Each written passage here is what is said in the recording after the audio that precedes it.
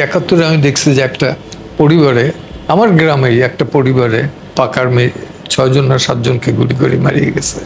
তো স্বাভাবিক, আমাদের মুসলিম ইসে আছে, দোয়া টোয়া পড়ে, তাই না? তো সেই দোয়া পড়ার সময় দোয়ায় সন্ধ্যার পর গিয়ে আমি হাজির হয়েছি। হাজির হওয়ার সময় ওই ঘরেরই যিনি, বাইরের লোক তো তখন আসে না কেউই, তো সে বলতেছে যে আল্লাহ, আমার 6 জন সদস্য মারা গেছে, তো তার বিনিময়ে অন্তত হইলে শেখ মুজিবের তুমি মুক্তি দিও, ভালো রেখো। এই যে আবেগ বাঙালির, সে কিন্তু আবেগের নেতা, রাজনৈতিক নেতা, ভালোবাসার নেতা। তো তাকে এত সহজে ওই রিসেট বাটন চাইপে মুছে ফেলানো, এটা অ্যাবসলিউটলি ইম্পসিবল এবং পাগলের প্রলাপ। আমি যে বার্তাটা পাই সেটা হচ্ছে যে তারা তো প্রথমেই অস্বীকার করতে চাইছে 1971 স্বাধীনতা দিবস, এগুলোকে অস্বীকার করতে চাইছে, এবং যখন দেখছেন যে পারেন না, তখন পরবর্তীতে বলছেন যে না। এখন তারা এইটার ভেতর থেকে, যেমন 7ই মার্চ তো আওয়ামী লীগের দিন না, আওয়ামী লীগের বিষয় না, এটা জাতীয় বিষয়। 2রা মার্চ, 2রা মার্চ সর্বপ্রথম বটতলায় স্বাধীন বাংলাদেশের পতাকা তোলা হয়। 3রা মার্চ পল্টনে বঙ্গবন্ধুর পাশে দাঁড়িয়ে শাহজাহান সিরাজ স্বাধীনতার ইশতেহার পাঠ করে। তো এগুলো তো ঐতিহাসিক সত্য, এই সত্যকে মুছে ফেলবেন কিভাবে? ছুটি দেন কি না দেন এটা ভিন্ন বিষয়, কিন্তু এ তো ঐতিহাসিক সত্য, একে অস্বীকার করার কোনো জায়গা নাই, তো বিন্দুমাত্র জায়গাও অস্বীকার করার নাই। বঙ্গবন্ধুর জায়গায় থাকবেন, যতই আপনি আমি চেষ্টা করি তাকে কলুষিত করার, তাকে বাই করার, উনি ওনার জায়গায় থাকবেন। ওনাকে দেবতাও বানানো যাবে না, ওনাকে ধুয়ে মুছে ফেলানোও যাবে না, নিকৃষ্ট মানুষ হিসেবেও চিহ্নিত করা যাবে না। উনি একজন সফল রাজনৈতিক নেতা ছিলেন, সেই হিসেবেই তিনি থাকবেন। সরকার পতন হয়েছে, যেটা আমি সরাসরি বলি যে সেনাবাহিনীর এখানে একটা ভূমিকা ছিল, স্বীকার পাই আর না পাই, সেই ভূমিকাটা এই সরকার পতনকে ত্বরান্বিত করে। আমার বাপ সারা জীবন ভাষায় ন্যাপ করে আসছে, বাবা আর কি। তো সেই ক্ষেত্রে তো আমার উপরে এই ধরনের কোনো ছিল না। মাওলানা সাহেব গিয়ে বরিশালে আমাদের বাসাতে থাকতেন, তো চাপ থাকার তো কোনো প্রশ্নই নেই। বরঞ্চ এটা হাসাহাসি হইতো যে সার্টিফিকেট, ব্লাঙ্ক সার্টিফিকেট বিলি হচ্ছে, তখন এটা ছিল হাসির পাত্র। এটা পীড়া দেয় তো, এটা একটা অরাজনৈতিক মামলা, রাজনীতির বিষয়ক না।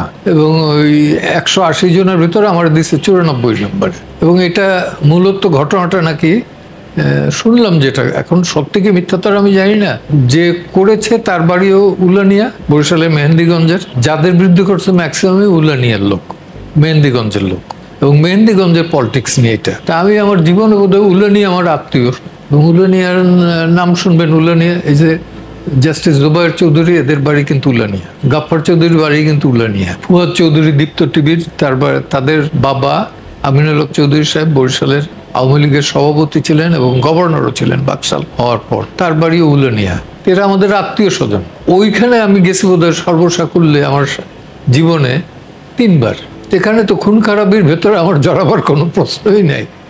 কীভাবে আমার নাম আসছে, তো পরবর্তীতে দেখলাম যে ইনফরম্যান্ট যিনি বাদী ছিলেন, তিনি এটা তুলে নিছেন থানা থেকে। এবারে একটা দিছে, এবং ইসের মাধ্যমে পেলাম, পেপার পত্রপত্রিকার মাধ্যমে পেলাম যে তারা তুলে নিছে। তার আগে আমার ফোনে বিভিন্ন লোক বলতেছিল যে এটা ভুলে হয়ে গেছে।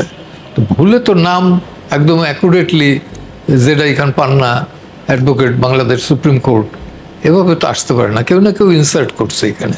এটা নিয়ে আমার মাথা ব্যথা নাই, আমি বেল নিয়ে আসছি। তারপরে পুলিশ যদি রিপোর্ট আমার এগেনস্ট আসে, আমি ট্রায়াল ফেস করবো।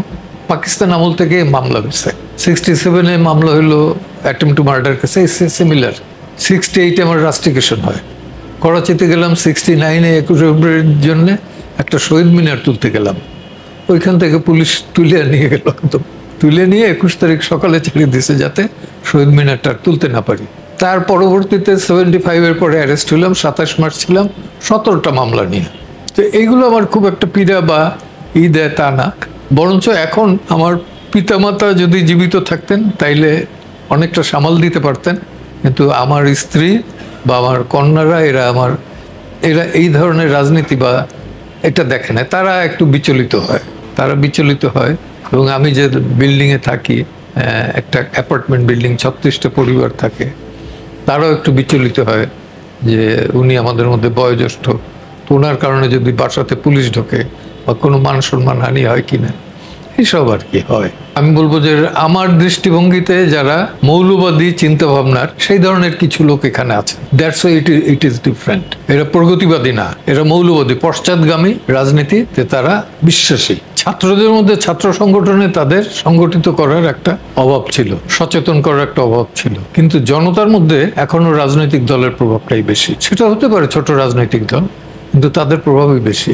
এরা তো যারা ক্ষমতায় আছে তাদের তো কোনো, তারা কি চায় এটা তো আজকে পর্যন্ত আমিই জানি না, জনগণ জানবে কোত্থেকে? এদের তো রাজনৈতিক বিশ্বাসটা কি, নীতি কি, আদর্শ কি, এটা তো জনগণকে জানতে হলে পরে জনগণ তারপরে সমর্থন দিল কি দিল না। মূলত একটা নেগেটিভ সাপোর্ট ছিল, তা আওয়ামী বিরোধী যারা ছিল তারা এদের প্রতি, এদের একটা সাপোর্ট ছিল। প্রথমত এটা কোটা আন্দোলন, কোটা বিরোধী আন্দোলন, তাতে আপামারও ছাত্রলীগ হইলো কোটার শিকার হচ্ছে, ছাত্রলীগের বাইরে হইলেও কোটার শিকার হচ্ছে। কেবল যে কোটাধারী ছাত্রলীগেই আছে তা তো না, বিএনপিতেও আছে, জামাতে আছে কিনা আমি জানি না, তাও থাকতে পারে।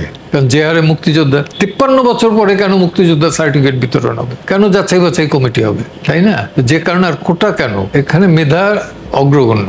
একটা জেনারেশন পেতে পারে শহীদেরা, শহীদের পরিবার, তাও একটা জেনারেশন, শহীদের পরিবার থেকে একজন, কিন্তু মুক্তিযোদ্ধাদের পরিবার থেকে এককালীন মুক্তিযোদ্ধা বাস যথাযথ সম্মান দিলেই হলো। আওয়ামী লীগের অসংখ্য দুর্বলতা ছিল। তার লাস্ট ক্যাবিনেটে রাজনৈতিক কর্মী কে ছিল, রাজনৈতিক নেতা কে ছিল, এক্সেপ্ট জাহাঙ্গীর কবির নানক আর কে, ওবায়দুল কাদের, এই তো এই দুইজন গত 7 মাসের হিসেবে বলতেছি, আর সবই তো বিজনেসম্যান। সেই ক্ষেত্রে চুরি বলতে কি বলবো, যে ঘুষ ছাড়া এমন কোনো সেক্টর ছিল না যেটা পয়সার বিনিময়ে বিক্রি না হতো। এই যে অগাধ সম্পত্তি এক একজনের আমরা দেখতে পাচ্ছি, আমলাদের, পুলিশের আইজি, তারপরে ডিআইজিদের, এগুলো সত্যি কি মিথ্যা তো জানি না, কিন্তু একজন সেক্রেটারি সচিবদের তো কোনো সম্পত্তির হিসাব আমরা দেখতে পাচ্ছি না এখনো, তাই না?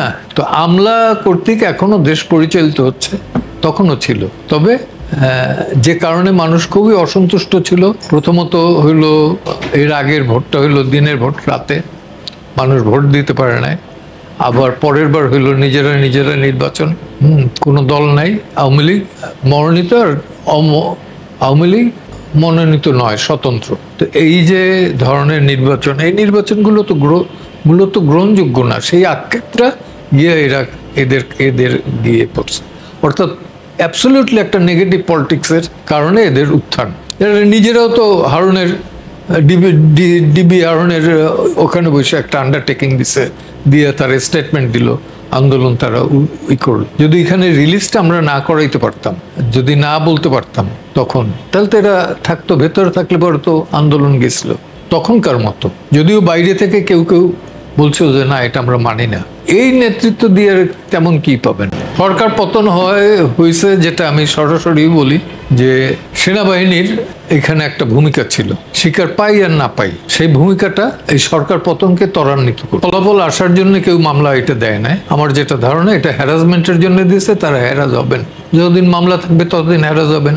দেখেন না যে খালেদা জিয়া না কার বিরুদ্ধে 8টা মামলা ছিল, একদিনে খারিজ হয়ে গেছে। ওইরকম আবার এরা যদি ক্ষমতায় আসতে পারে তাইলে একদিনে খারিজ হবে সব মামলা। 32 নম্বরে আগুন দিছে, এটা নিন্দনীয়, অতি নিন্দনীয়। কারণ এটা বাংলাদেশের ঐতিহাসিক একটি বাড়ি। এই বাড়ি শুধু বাংলাদেশের জন্মের সাথে না, প্রতিটি আন্দোলনের ইতিহাসের সাথে এই বাড়িটা সম্পৃক্ত, এবং এটা ছিল মিউজিয়াম পরবর্তীতে। সেইটাতে তার বঙ্গবন্ধুর চশমা ছিল, আমারও একটা ছবি ছিল, গ্রুপ ছবি, করাচিতে যখন আমরা ছাত্রলীগ করছি তখন উনি গেছিলেন 69-এ। তো এই যে ছবিগুলো সব ছবি, তার যুক্তফ্রন্টের সময় উনি যে মন্ত্রিসভায় শপথ গ্রহণ করছেন সেই ছবি, বই, হাতে লেখা কাগজপত্র, চিঠিপত্র, বিভিন্ন সময় সারা উপমহাদেশের শিল্পীরা আসছেন, ফিদেল ক্যাস্ট্রো। এই যে বিচার বহির্ভূত হত্যাকাণ্ড, সেটা কি হবে? শোনেন, বিচার বহির্ভূত হত্যাকাণ্ড আমার কাছে জিজ্ঞেস করতেছেন তো, এটা নিয়ে সবচেয়ে বেশি চিৎকার বোধহয় আমিই করছি। সেই কারণে প্রশ্নটা, হ্যাঁ সেই কারণে প্রশ্নটা, সেই কারণে না, আপনি করছেন ওই গতানুগতিক ভাবে।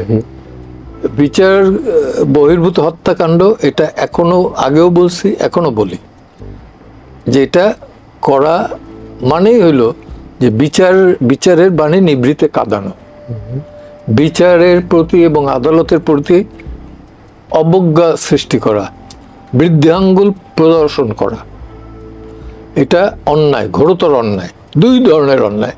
একটা হলো তো আপনি হত্যাকাণ্ডের জন্য একটা অন্যায়, আর একটা হলো আপনি আইন আইন অবমাননা করছেন এবং আদালতে অবমাননা করছেন। এর ফলে কি হয়, বিচার বহির্ভূত হত্যাকাণ্ডের কারণে মানুষ কিন্তু বিচারের প্রতি আস্থা হারায়, আইনের প্রতি আস্থা হারায়। তো আপনি মুখে মুখে বললে তো আইনের শাসন প্রতিষ্ঠা হবে না। এবং এইটা শুরু হয়েছে কবে? 2004 সাল থেকে। 2004 সালে র্যাব যখন গঠন করা হয়, সর্বপ্রথম, যদি আমার ভুল না হয়, মিরপুর থেকে ফখরুদ্দিন বা এই ধরনের নামের এক ফখরুদ্দিন তো না, একজন বামপন্থী নেতা, তার মিরপুরের বাসা থেকে তাকে তুলে নেওয়া হয়। যাওয়ার সময় সে তার মেয়েকে বলে, মা বোধহয় এটা আমার শেষ। এবং পরদিন তাকে পাওয়া যায় কুষ্টিয়ায় একটা জায়গায় লুঙ্গি পরা অবস্থায়। বলা হলো যে সে দুর্বৃত্তদের গুলিতে নিহত হয়েছেন। তো ওর পর কিন্তু আমরা 2004 সালেই প্রেস ক্লাবের সামনে আইন সালিশ কেন্দ্রের নেতৃত্বে, তখন সুলতানা কামালও ছিলেন আমাদের এক্সিকিউটিভ নির্বাহী পরিচালক হিসাবে, আমরা পুস্তিকা নিয়ে দাঁড়ালাম, র্যাব না রাষ্ট্রীয় সন্ত্রাস। দাঁড়াইতে দিল না, ওই র্যাব অনেক ইটি করে নিয়ে আসলো। এবং আমরা আগাগোড়াই বলে আসছিলাম যে এইটা তাৎক্ষণিক, তুমি উইদাউট ট্রায়াল একটা লোকের গুলি করে মারতেছ। এটা মোরলেস এটা কিছুটা থেমে গেছিল ওই মেজর সিনহারে গুলি করে মারার পর। তা নাহলে তো পুলিশ, র্যাব, এ তো র্যাব গঠনের দরকারটা কি? আর্মি থেকে কেউ, নেভি থেকে কেউ, এয়ারফোর্স থেকে কেউ, তার সাথে পুলিশ, সিভিলিয়ান, আর কারা কারা আছে। যে কাজটা পুলিশ পারে, গ্রেপ্তার করতে তো পুলিশই পারে, তার কাউন্টার একটা বাহিনী তৈরি করার তো দরকার নেই। আরো এর জন্য যেটা হয় সেটা হইল, এটা গঠন করছে যে যারা বিএনপির সময় গঠিত হয়েছে, বিএনপি কিন্তু এখন বলছে তারা ক্ষমতায় গেলে পরে র্যাবকে বিলুপ্ত ঘোষণা করবে। এবং এই গভর্নমেন্ট কেন করতেছেন না? করলে পরে আমার ধারণা যে পপুলারিটি আরো বাড়বে। কেন করতেছেন না আমি জানি না। তার তো একটা জায়গায় অবশ্য শিকল বাঁধা কোমরে, সেটা হলো সেনাবাহিনী। সেনাবাহিনী না বললে পরে কিছুই করতে পারবেন না। আই থিঙ্ক সো, আমার ধারণা যদি ভুল হয় আমি আল্লাহর কাছে শুকরিয়া জানাবো। ডক্টর কামাল হোসেন বলছেন যে কারো কলমের খোঁচায় এই সংবিধান পরিবর্তন করা যাবে না। তো আমি তো ডক্টর কামাল হোসেনের জ্ঞান, বিদ্যা, বুদ্ধির নখের যোগ্যতা আমার নাই, কিন্তু আমি তার একজন ছাত্র, অনুগত ছাত্র। তো সেই হিসাবে বলি যে বি.আর. আম্বেদকর ভারতে মারা গেছেন বহুত আগে, কিন্তু সংবিধানের সেই রকমের মূল পরিবর্তনটা আসে নাই। আপনি যদি কম্পেয়ার করেন তাহলে তার থেকে বেটার সংবিধান আমাদের। কিন্তু আমরা কতটুকু রক্ষা করব, কতটুকু রক্ষা করব না, এটা নির্ভর করে আমাদের উপর। জনগণ যেমন, তার নেতৃত্ব হবে কিন্তু তেমন। জনগণ যদি উগান্ডার মতো হয় তাহলে ইদি আমিনের নেতৃত্ব হবে। জনগণ যদি ফ্রান্সের মতো হয় তাহলে জোয়ান আর্কের মতো নেতৃত্ব হবে। হ্যাঁ, তবে এইটা আমি আপনাকে একটা কথা বলি, বাংলাদেশ কম্পেয়ার করা চলে অনেকটা জোয়ান আর্কের ফ্রান্সের সাথে। বাংলাদেশ কম্পেয়ার করা চলে আমির মুখতার লিবিয়ার, যে ফ্রান্সের সোলজার 72 বছর বয়সে ফ্রান্সের সোলজারদের সাথে ফাইট করছে প্রথম গ্রেট ওয়ারের সময়। আর জোয়ান অফ আর্ক ব্রিটিশরা যখন দখল করি না, একটা কৃষকের কন্যা, সপ্তদশী, 18 হয় নাই, সে দেখলো যে তার দেশ দখল করে নিতেছে ব্রিটিশেরা, তার সেনাবাহিনী হারিয়ে যেতেছে। সেই নারী, সেই শিশু কিশোরী জোয়ান, সে সবাইকে, কৃষকদের সমবেত করলো, তোমার দেশ, এটা তারা নিয়ে নেবে, আসো আমরা ফাইট দিই। এবং ফাইট দিয়ে ব্রিটিশদের হারাই দিল একের পর এক যুদ্ধে। তখন অদ্ভুত ব্যাপার হইলো, এখানে হইলো ক্লাস ক্যারেক্টার। ফ্রান্সের জেনারেলরা দেখলো যে আমরা হারিয়ে গেছি, এই বেটি কোত্থেকে আইসা জয় করতেছে। ওরা ব্রিটিশদের সাথে অ্যালি করলো, করিয়া ওরে ধরাই দিল ব্রিটিশদের হাতে। ওদের রাস্তা আর কি ক্লিয়ার করলো। ব্রিটিশরা প্রিস্ট ডাকলো, ধর্মযাজক ডাইকা, তাকে দিয়ে বলাইলো যে ও উইচ, ডাইনি। এবং ডাইনির বেলার শাস্তি কি, তাদের এই খ্রিস্টানি অনুযায়ী তাকে প্রকাশ্যে পোড়াইয়ে মারা হইল। পরবর্তীতে কিন্তু গত 2 দশক আগে পোপ, ভ্যাটিকানের পোপ, সে বলল যে না, সে উইচ ছিল না, শি ওয়াজ সেন্ট। তো বাংলাদেশ সাচ এ কান্ট্রি, দেখেন এই দেশের মানুষ কিন্তু, কৃষক শ্রমিক, এরা কিন্তু অস্ত্র ধরে নাই কখনো। বড় জোর লাঠালাঠি করছে এই জমিদারের সাথে ওই জমিদারে। 71-এ কিন্তু সেই বাঙালি অস্ত্র ধরছে। অস্ত্র তো ইন্ডিয়া থেকে তখনও আসে নাই, মায়ানমার থেকেও আসে নাই। এই দেশেরই পুলিশ লাইন, পুলিশের অস্ত্র, রাজাকারের অস্ত্র, আনসারের অস্ত্র, বিভিন্ন ক্যাম্পে হানা দিয়া অস্ত্র জোগাড় করে লড়াই করছে এবং জয়লাভ করছে। 57,000, 58,000, 98,000 সোলজার এখানে রেস করছে, সারেন্ডার করলো 16 ডিসেম্বর 1971। তেমনি করেন আপনি সিদ্দিক সালিকের বই উইটনেস টু সারেন্ডার পড়ে দেখেন, সে বলছে যে এইখানে থাকা একটা বিপদ, কাউকে বিশ্বাস করা যায় না, সবই আমাদের শত্রু মনে করে। এরকম সে বলছে যে মানুষ আমাদের রিসিভ করছে এয়ারপোর্টে, তারা আজকে মনে হয় যেন কেউ যদি আমার সাথে হ্যান্ডশেকও করতে আসে, আমার সন্দেহ হয় যে সে হাতের ভেতরে কিছু আছে কিনা। অর্থাৎ তারা ফ্রেন্ডলেস হয়ে গেছিল, তাদের কেউ বিশ্বাস করতো না। তো এই অবস্থায় টিকে থাকতে পারে না। তো এখানেও কোনো গণবিরোধী শক্তি কোনোদিনই টিকে থাকতে পারবে না। দেখেন এই ছাত্রদের, শুধু এখানে জনতাও সেভাবে সম্পৃক্ত হয় না, এই গভর্নমেন্টটা ফল করলো। হ্যাঁ, কারণটা কি? কারণ হলো যে তার দুর্বলতা ছিল। কি দুর্বলতা? ইকোনমিক্যাল, পলিটিক্যাল, দুইটাই। পলিটিক্সের দিক থেকে তার পলিটিক্স তো সে ক্যারি করে না। আওয়ামী লীগের পলিটিক্সকে ক্যারি করছে আপনি মনে করেন? আপনি কি সেটা মনে করেন যে সে তার পলিটিক্স ক্যারি করছে? Not at all. নিজের ইলেকশন করছে। কেন? ডায়লগ করে আনলে পরে কি ক্ষতিটা ছিল? ছাত্রদের ডিবির হারুনের দিয়ে ধরাইয়া স্টেটমেন্ট না দেওয়ায় তিনি ডায়লগ করলে পরে কি অসুবিধা ছিল? ছাত্রলীগ দিয়ে বলাই তো। হারুন কি সব কন্ট্রোল করতো? কে কন্ট্রোল করতো এটা তো আর আমি কিভাবে বলবো।